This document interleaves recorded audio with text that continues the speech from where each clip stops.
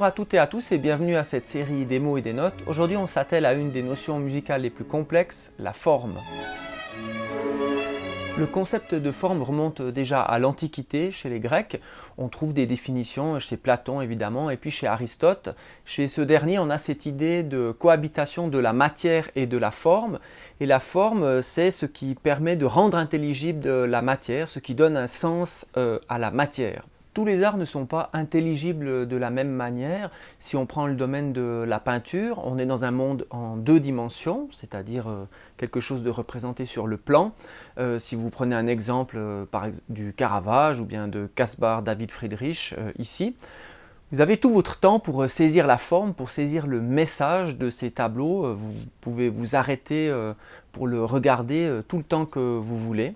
Dans le domaine de la sculpture, on est dans un monde à trois dimensions, évidemment, et donc vous pouvez tourner autour de votre sujet, vous pouvez le regarder sous différents angles, c'est d'ailleurs l'attrait principal de la sculpture. Si vous regardez ici le David de Michelangelo, vous voyez évidemment qu'en tournant, vous changez votre perception de l'objet.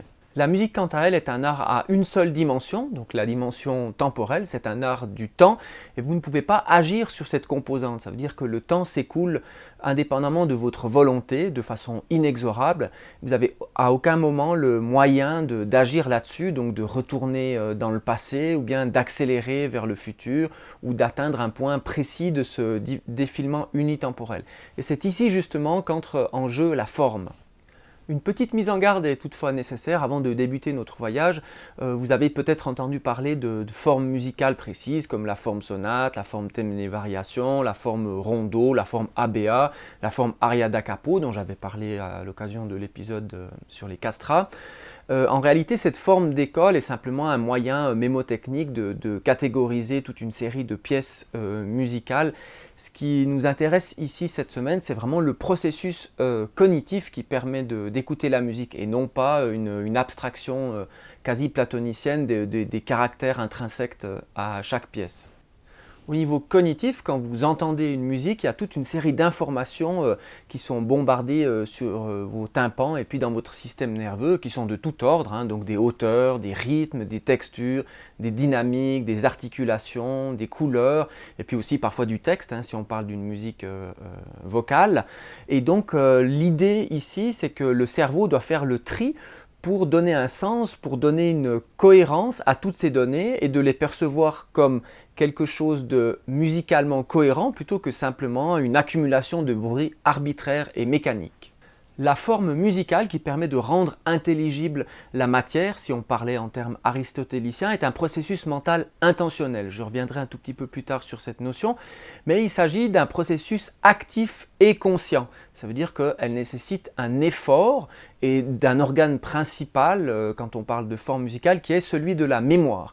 Deux types de mémoire principaux qui sert à notre propos ici, c'est la mémoire à court terme et la mémoire à long terme.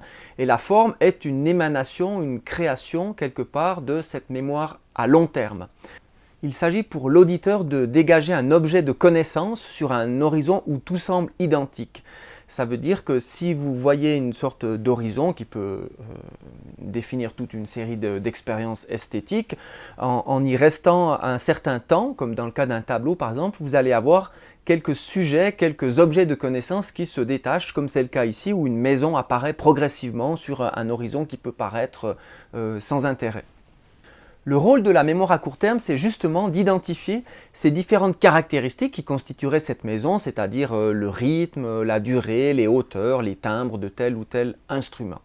Pour prendre une image simple de cette mémoire à court terme, il faut s'imaginer une sorte de fenêtre par laquelle vous pouvez avoir conscience du monde extérieur. Donc ici, la musique, cette fenêtre a une taille assez réduite puisque c'est une mémoire à court terme qui est de l'ordre de 8 à 16 secondes grosso modo. Et c'est donc par cette fenêtre de perception que vous pouvez créer des images mentales qui constituent la forme musicale. La meilleure métaphore pour rendre compte de ces processus, c'est celle d'une balade en bus dans une ville. Alors pourquoi un bus? Parce que je l'ai dit tout à l'heure, on est dans un monde unidimensionnel. sur lequel vous n'avez pas prise. Et donc vous êtes le passager de ce bus, et donc le conducteur, celui qui choisit le parcours et la vitesse à laquelle vous effectuez ce parcours. Le chauffeur, c'est donc l'interprète, celui qui restitue cette musique. Donc ça peut être un orchestre, un quatuor, une chanteuse et une pianiste. Vous n'avez pas la possibilité de choisir le parcours, évidemment, ni la vitesse à laquelle vous allez. Le chauffeur, quant à lui, il n'est pas libre non plus, il suit des indications très précises, un plan qu'on appelle partition, qui lui dit où il doit aller et à quelle vitesse. Contrairement à un tableau où vous avez un support sur toile qui fixe l'expérience esthétique, ici cette carte ou cette partition n'est pas l'expérience esthétique elle-même, c'est simplement un code pour la restituer. Donc vous pouvez tout à fait lire une partition pour l'analyser, pour voir comment c'est fabriqué, pour faire de la rétro-ingénierie, mais en aucun cas c'est l'équivalent de l'expérience esthétique que vous pouvez ressentir par votre mémoire à l'écoute de cette musique. C'est vraiment deux niveaux, un niveau d'écoute et puis un niveau plutôt d'analyse. On va prendre un exemple simple pour débuter, c'est celui d'une musique qui a un texte, donc une musique vocale. Il y a évidemment un lien extrêmement fort entre la forme que prend la musique et la forme qu'a le texte littéraire, c'est évident. Je vous propose de regarder une ballade de Goethe qui s'appelle Le roi de Thule, Der König von Thule, qui propose 6 strophes, comme vous pouvez le voir ici. Et donc on aura tendance, puisqu'on a une répétition dans le texte, à répéter la même musique. C'est une des formes les plus simples, qu'on appelle d'ailleurs la forme strophique. Par contre, il n'y a pas qu'une seule méthode de faire une forme strophique, évidemment. Donc si on prend un premier exemple, c'est une mise en musique de cette ballade de Goethe par Carl Friedrich Zelter. On va avoir une musique qui est identique pour chacune des 6 strophes. Donc à chaque strophe, vous appliquez la même musique. Alors on peut faire l'expérience de la découverte de cette mise en musique et donc débuter un voyage dans notre bus avec la première strophe. Es war ein König in Throne, gar treu bis an das Grab, dem Sterben seine Brust. Vous avez entendu juste ici le début de la deuxième strophe et évidemment un jalon dans votre mémoire s'est posé puisque il y a une adresse chronologique en réalité qui s'est mise sur votre parcours qui vous dit « Ah, cette chose-là, elle ressemble à ce que j'ai déjà entendu, à ce que ma mémoire à court terme a déjà remarqué dans sa petite fenêtre tout à l'heure. » Donc on parle d'adresse chronologique, c'est évidemment pour identifier un moment, non pas un lieu, si on est dans le monde physique, mais ici on est dans le monde du temps, donc on va parler d'une adresse chronologique pour identifier ce moment qualifié qui ressemble étrangement au premier moment, puisque évidemment ici on a la première strophe qui a la même musique que la deuxième strophe.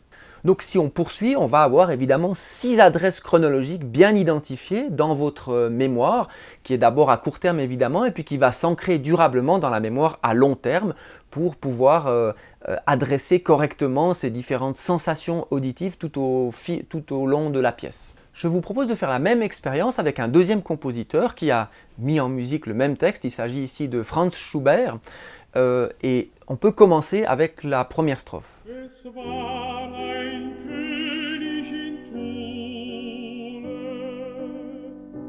gar treu bis an das Grab, dem Sterben seine Buhle einen goldenen Becher gab. Es ging ihm nichts darüber, lehrt ihn jeden Schmaus. Die Augen gingen ihm über, so oft trank daraus. Und als kam zu sterben. Vous avez remarqué peut-être ici que l'adresse chronologique suivante marque le début de la troisième strophe. Ce que fait Schubert en réalité, c'est de créer une sorte de maison sur notre route qui est 2 fois plus grande que celle de Zelter. Là où Zelter appliquait la même musique pour une strophe, ici Schubert utilise plutôt la même musique pour lier 2 strophes. Donc vous voyez, on parle de la même forme évidemment, une forme strophique, mais elle s'incarne tout à fait différemment chez Zelter et chez Schubert. Le principe reste toutefois identique. Lors de votre balade, vous repérez des adresses chronologiques qui donnent l'emplacement de maisons qui sont identiques, qui présentent les mêmes caractéristiques à chaque occurrence. Dans la musique vocale, on a évidemment l'habitude d'avoir depuis longtemps des formes extrêmement codifiées. On peut remonter au Moyen-Âge, au XIVe siècle par exemple, avec Guillaume de Machaut, qui est poète et compositeur, qui utilise ce qu'on appelle les formes fixes, c'est-à-dire essentiellement rondeau, virelai et ballade, qui sont à la fois des modèles de formes littéraires, mais aussi des modèles de musique, de mise en musique qui correspondent en tout point au texte.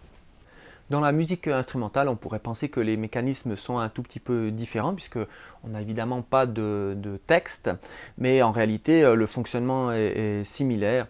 Il y a toujours cette idée que la connaissance commence par la différence. Si tout est toujours différent, si tout change à chaque seconde, votre fenêtre en réalité va voir soit tout du noir, soit une sorte de tourbillon continu, et donc la perception ne peut pas créer ces adresses chronologiques pour créer du sens justement entre les différentes parties d'une pièce musicale. On a donc besoin évidemment pour la perception de redondance, c'est-à-dire de retour d'informations qui sont plus ou moins similaires.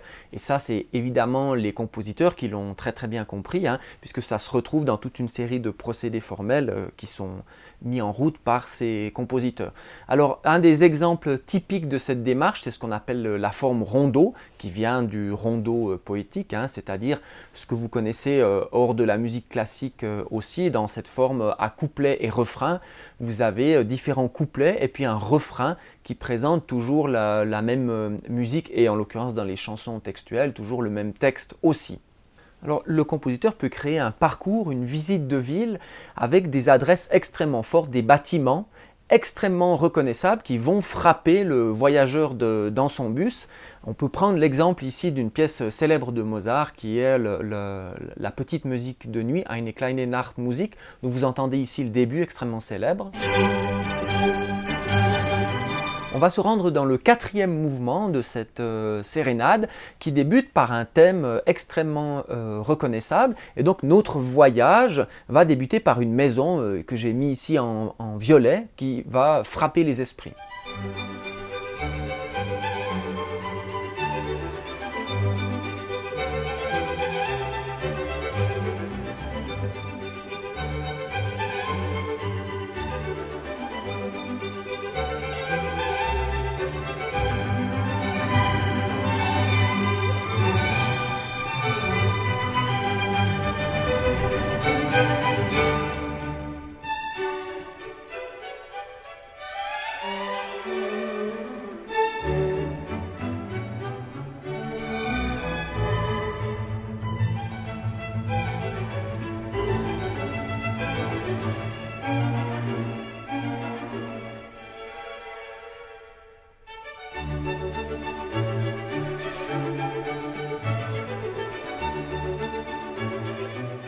Vous l'avez remarqué, après le passage devant cette maison violette, on s'est dirigé dans notre bus devant une toute autre maison, complètement différente par la couleur, par l'architecture.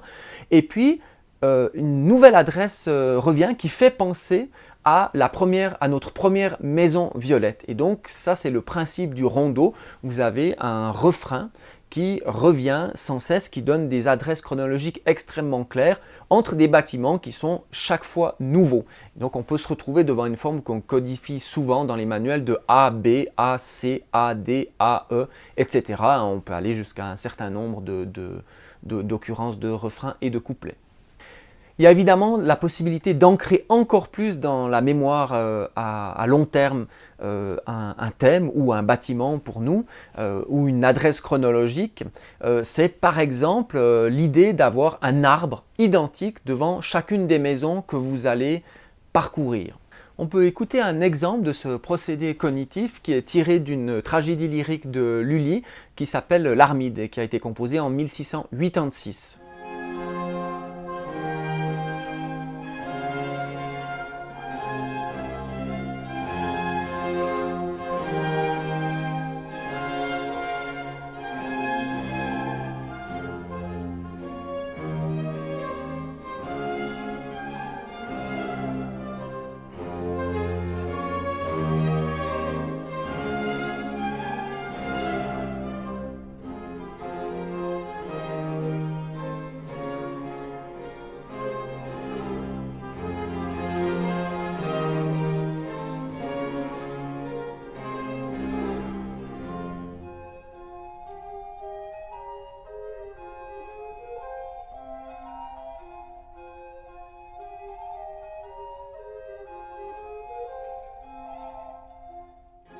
Devant chaque maison qui est un tout petit peu différente, vous avez le même arbre et ce même arbre, c'est quelque chose qui revient sans cesse, un ostinato, et c'est ici en l'occurrence une basse.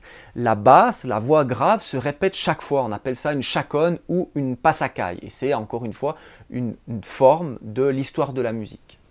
Un compositeur peut jouer évidemment avec l'aspect des bâtiments qui érige pour le plaisir du passager du bus évidemment.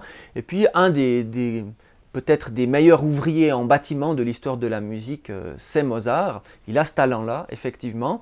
On peut prendre un thème bien connu, « À vous dirai-je maman », et puis on peut le transformer, on peut transformer les différentes maisons de ce quartier avec des ressemblances. Parfois on a le balcon de la même couleur, le toit de la même forme, mais globalement on aura chaque fois une maison différente.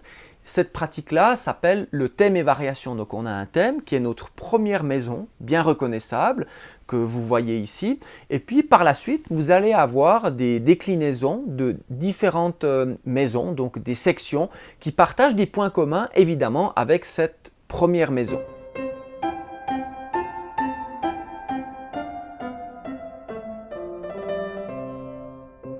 Vous avez entendu le thème ici avec une maison bien identifiable et puis on va se diriger vers la première variation dans notre parcours et donc la maison va avoir à peu près la même couleur, aussi un toit pointu, mais toute une série d'autres paramètres musicaux seront modifiés.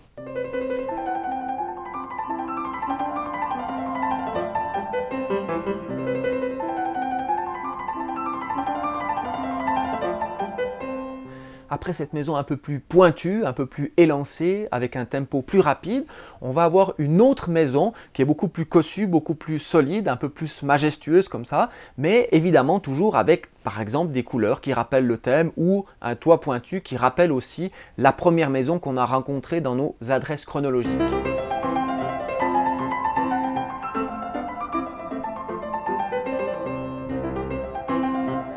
Pour apporter plus de contraste et d'émerveillement à notre balade en bus, Mozart va choisir de repeindre la première maison dans des tons beaucoup plus tristes, un peu verdâtres, pastel comme ça, et donc on va avoir une variation qui a un caractère complètement différent de la première maison.